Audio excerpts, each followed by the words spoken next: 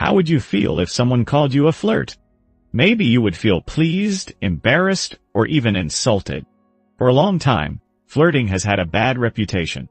Many people think it means playing games, pretending to like someone, or wasting someone's time. But flirting does not have to be dishonest or manipulative. A better definition is this: flirting means using words and actions to make another person feel seen, special, and acknowledged. When we understand flirting this way, it becomes more than a dating skill. It becomes a human connection skill. In modern life, many people want love, warmth, and chemistry, but they are afraid to show interest. They hide behind short messages, cold replies, and safe small talk. They want connection, but they act distant because rejection feels scary. Flirting can help break that wall. If you are single, it can create more chances to meet someone. If you are already in a relationship, it can keep attraction and tenderness alive.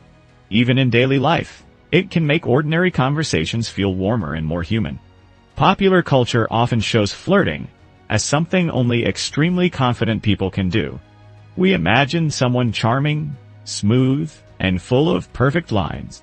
But real flirting is not about performing like a movie character. You do not have to be the loudest person in the room. You do not have to look perfect or always know what to say. Good flirting is usually simple, sincere, and natural. It is made of attention, warmth, curiosity, humor, and a little courage.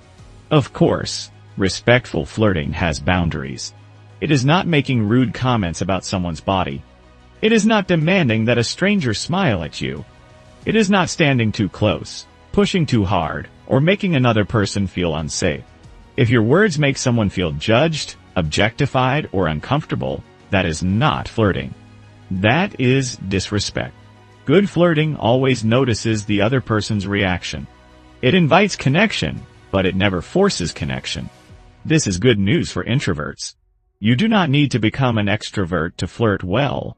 In fact, quiet people may have a special advantage. When someone who is usually reserved makes an effort to ask a thoughtful question, give a sincere compliment, or show warm interest, it can feel very meaningful. It does not feel like a performance. It feels intentional. So if you feel nervous talking to someone new, take a deep breath, focus on the person in front of you, and try anyway. Flirting can bring up many fears. People worry about being rejected. They worry about leading someone on.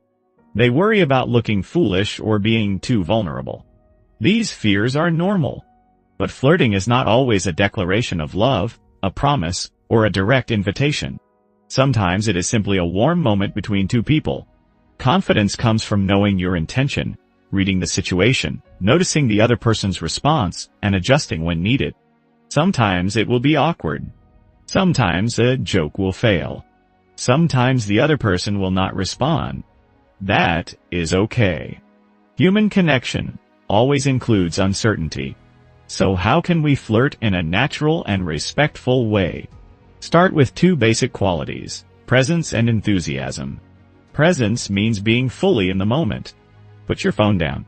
Keep your eyes up. Listen carefully. Instead of worrying about your next sentence, pay attention to what the other person is saying now. Your body language can quietly say, "I am open to connection." Enthusiasm means bringing positive energy into the interaction. A genuine smile, a warm response, or simple appreciation can change the whole feeling of a conversation. You do not need to be dramatic. Just let the other person feel that talking to you is pleasant, not stressful. When people leave a conversation with you feeling a little better than before, you naturally become more attractive.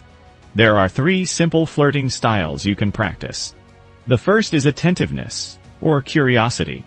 Ask questions that create real conversation, not just polite small talk. Instead of only asking, "What do?" you might ask, "If money were not a problem, what would you love to do for 1 year?" Then, listen. Notice what makes their eyes light up. Remember small details. Attentiveness tells someone, "You matter enough for me to pay attention." The second style is giving compliments. A good compliment should be specific and sincere. "You're hot" is too general. "You're exactly my type" focuses more on your taste than on the other person. "How are you still single?" may sound playful, but it can feel awkward or judgmental.